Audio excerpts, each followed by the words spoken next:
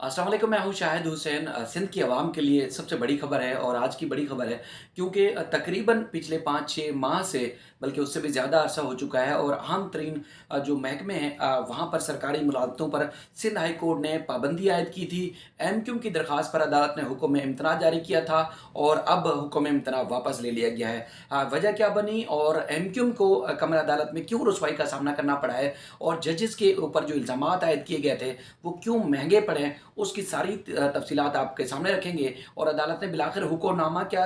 जारी किया और उसके बाद फिर इब्तदा में जब हुक्मनामा जारी किया गया था कि मुलाजमतें फराहम नहीं की जा सकती, तो उसके बाद फिर ये दरख्वास्त काबिल समाअत होने से मुतालिक क्यों दलाइल तलब की और एकदम जो है वो हुक्म इम्तना वापस हो गया और अब लोगों के लिए बड़ी खुशखबरी है। सारी सूरत हाल आपके सामने रखता हूँ और मेरे पास ऑर्डर की कॉपी है, चूँकि वीडियो जल्दी अपलोड करनी है तो इसलिए डिस्प्ले पे शायद ना देख पाएँ, लेकिन ये अहम तरीन खबर है। और ये चूँकि बहुत सारे लोग हमारे पूरे पाकिस्तान से और ख़ासतौर पे सिंध के तमाम शहरों से लोग जो है मुझे कमेंट्स में भी पूछते थे, व्हाट्सएप भी कर रहे थे कि सिंध हाई कोर्ट ने जो हुक्म इम्तना जारी किया था उसका क्या बना। आज ख़ास तौर पर जिस तरह की समाअत हुई उसका मैं हवाला आपको बताता हूँ। सिंध हाई कोर्ट के जस्टिस के आगा की सरबराही में 2 रुकनी बेंच ने दरख्वास्त की समाअत की। तकरीबन 21,000 से ज़ायद जो मुलाजमतें थी सूबे में सरकारी मुख्तलिफ ग्रेड्स की, उसके ऊपर जो है वो इन्होंने एमक्यूम की जानिब से कमर नवी जमील साहब और दीगर की जानिब से दरख्वास्त दायर की गई थी। और इसमें एडवोकेट जनरल सलमान तालिबुद्दीन साहब पेश हुए, तारिक मंसूर एडवोकेट एमक्यूम की जानिब से पेश हुए और दीगर जो है वकला भी अदालत में पेश हुए। और उसके बाद फिर समाअत जैसे ही हुई तो उसके बाद फिर एमक्यूम के जो वकील है तारिक मंसूर साहब, उन्होंने केस में फुल बेंच मुकर्रर करने की इस्तदा की और कहा कि ये केस जो इंतहाई हसास है और अहमियत का हामिल केस है, इसलिए इस बेंच पर जो है संजीदा नोयत के हमें तहफ़्फ़ुज़ात भी हैं। और इस बेंच के एक जज जो है वो एक हुक्मरान जमात के वकील भी रहे हैं, यानी कि वो जस्टिस के आगा के बारे में बात कर रहे थे और कहते हैं कि इस बेंच पर मफादात का टकराव जो है आ सकता है और हमारी इस्तदा है कि मामला हाई कोर्ट के चीफ जस्टिस को इरसाल किया जाए। और उस पर जस्टिस के आगा ने उनसे सवाल किया कि क्या आप कहना क्या चाहते हैं, आप थोड़ी सी वजाहत करें। तो उसके बाद फिर उन्होंने एडवोकेट जनरल से भी पूछा, तो एडवोकेट जनरल सलमान तालिबुद्दीन ने कहा कि जो कुछ इस बेंच के बारे में कहा गया है वो इंतहाई बदकिस्मती है, यानी कि कमरा अदालत में तारिक मंसूर साहब ने जो कुछ कहा उसको उन्होंने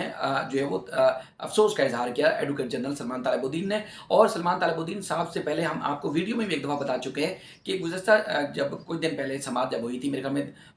कुछ 4-5 दिन पहले, तो उसमें जो है वो ये तहरीरी तौर पर भी तारिक मंसूर साहब की जानिब से जो कि एमक्यूएम के वकील है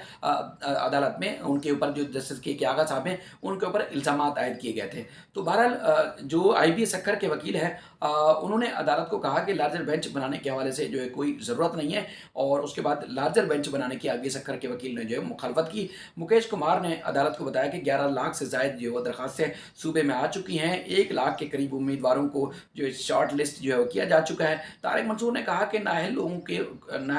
लोगों को अगले 35 वर्षों के लिए नौकरियों पर जो है वो भर्ती किया जा रहा है, यानी कि जो सरकारी मुलाजमतें दी जा रही है वो अहलियत नहीं रखते, काबिलियत नहीं रखते। तो उस पर उन्होंने कहा कि सिंध के शहरियों को अगले 35 साल तक इन नाअहल लोगों को भुगतना पड़ेगा।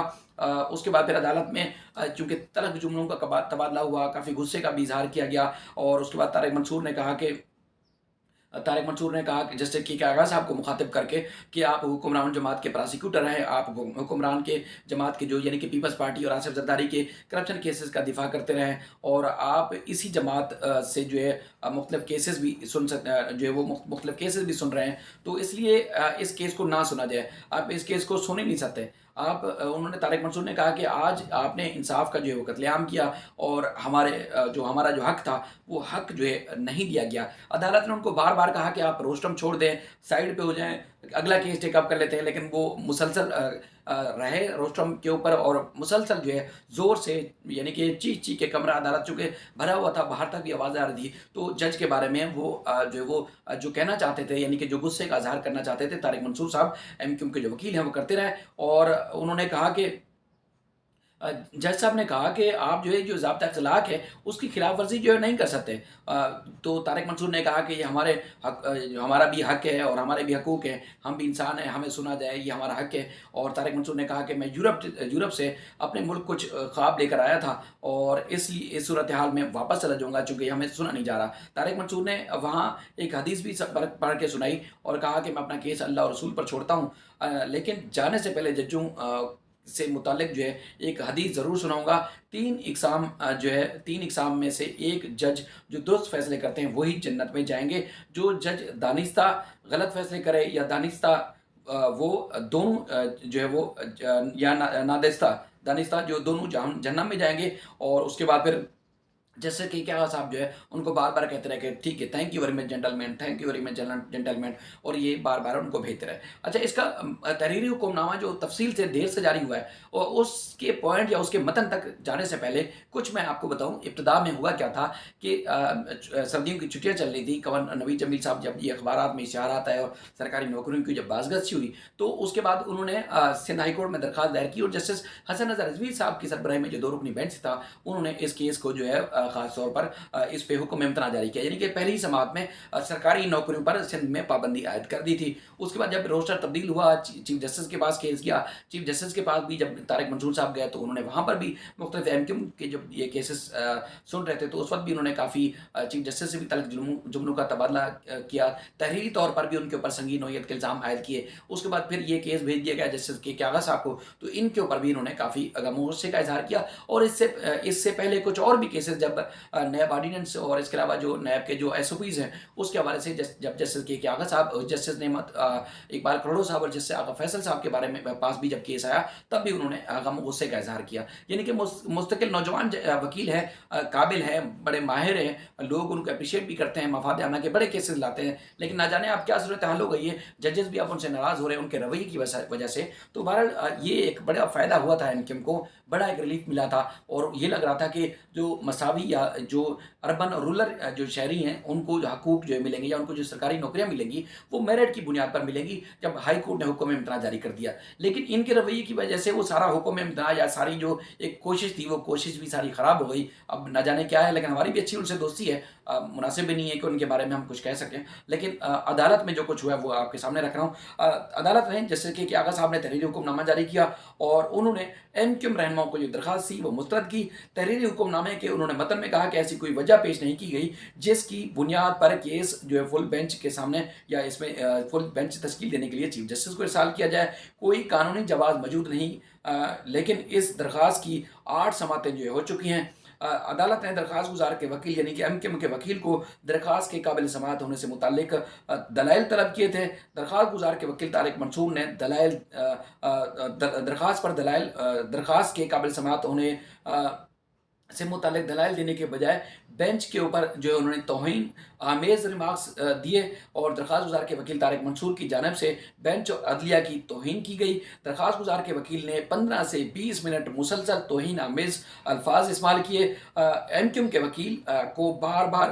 جو ہے وہ خاموش رہنے کا کہا گیا، مگر وہ مسلسل بولتے رہے۔ عدالت نے اپنے فیصلے میں لکھا کہ ایڈوکیٹ جنرل سے جب پوچھا گیا تو ایڈوکیٹ جنرل سلمان طالب الدین نے بھی درخواست گزار کے رویے کو قرار دیا کہ یہ توہین آمیز جو ان کا رویہ ہے وہ اس زمرے میں آتا ہے۔ عدالت نے درخواست میں کہا کہ ایڈوکیٹ جنرل نے بھی درخواست گزار کے خلاف توہین عدالت کی کارروائی شروع کرنے کا کہا۔ ایڈوکیٹ جنرل نے کہا کہ چونکہ درخواست گزار کے جو وکیل ہیں یعنی کہ طارق منصور صاحب وہ کم عمری کی وجہ سے ان کے اوپر جو ہے وہ سخت جو ہے کوئی حکم نامہ نہ جاری کیا جائے، یعنی کہ ان کا کیریئر خراب نہ کیا جائے، جس طرح ان کا رویہ ہے ان کے اوپر توہین عدالت کی کارروائی ہو سکتی تھی، ان کے اوپر عدالت کا سخت حکم نامہ آ سکتا تھا، لیکن چونکہ کم عمر ہے، نادان ہیں، بچے ہیں اور نوجوان ہیں، لہٰذا ان کو معاف کر دیا جائے۔ عدالت سے انہوں نے استدعا کی کہ اجتناب برتا جائے، یہ سلمان طالب الدین نے جو ہے عدالت سے کہا۔ تو عدالت نے کہا کہ درخواست گزار کے وکیل کو